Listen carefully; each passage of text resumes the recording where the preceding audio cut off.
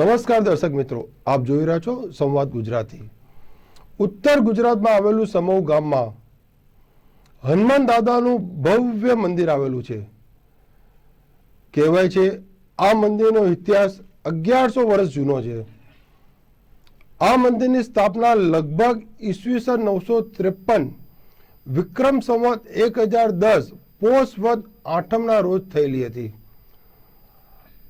આ ગામની માન્યતા મુજબ આ મૂર્તિ 1100 વર્ષ જૂની છે। ગામજનોનું કહેવા મુજબ આજથી લગભગ 1100 વર્ષ પહેલા જગાણા ગામ જે પાલનપુર પાસે આવેલું છે ત્યાં ખોદકામ કરતા આ મૂર્તિ સ્વયંભૂ મળી હતી। ત્યાંથી આ મૂર્તિને બીજે ગામે પ્રતિષ્ઠા માટે લઈ જવામાં આવી હતી, પરંતુ જ્યારે સમૂહ ગામમાં રાત્રિ રોકાણ કર્યું હતું અને બીજા દિવસે સવારે જ્યારે આ મૂર્તિને સમૂહ ગામથી બીજા ગામે પ્રતિષ્ઠા માટે લઈ જતા હતા ત્યારે ગાડા જોડવામાં આવ્યા। ગાડા જોડીને જ્યારે બળદ ઉપર સોમલ મૂકવામાં આવી એ સોમલ આપોઆપ તૂટી ગઈ હતી। આવી રીતે વારાફરતી બીજી ત્રીજી એમ કરીને ટોટલ 7 સમોલ લાવવામાં આવી અને સાથે 7 સમોલ તૂટી ગઈ હતી। ત્યારબાદ ભક્તોએ વિચાર્યું કે હનુમાન દાદાને આ જ ગામમાં તેમની પ્રતિષ્ઠા થાય તેવી ઈચ્છા છે। તેમ વિચારીને ગામમાં હનુમાન દાદાનું ભવ્ય મંદિરની પ્રતિષ્ઠા કરવામાં આવી।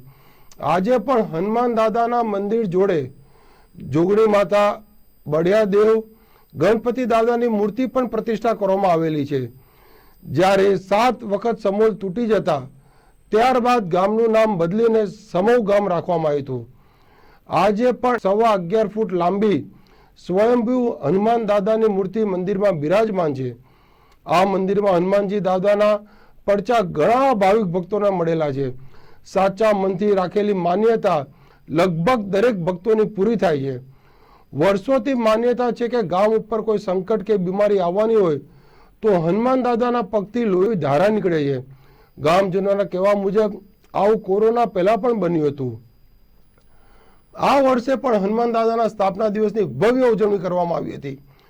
5555 દીવા પ્રગટાવીને હનુમાન દાદાની મહા આરતી કરવામાં આવી હતી। જ્યારે 5555 દીવાની પ્રગટાવીને આરતી કરવામાં આવી હતી ત્યારે સમૂહ ગામનો નજારો દેવલોક જેવો લાગતો હતો। આજે પણ દર શનિવારે અને મંગળવારે અંદાજિત 8 થી 10 હજાર ભાવિક ભક્તો દર્શન કરવા આવે છે। આવીને હનુમાન દાદાને સુખડી, શ્રીફળ, તેલ, અડદના વડાનો પ્રસાદ ધરાવવામાં આવે છે। આ સઘળી માહિતી સમૂહ ગામના નિવાસી અરવિંદભાઈ ગોસ્વામીએ અમારા સંવાદદાતાને આપેલી હતી। જોતા રહો સંવાદ ગુજરાતી।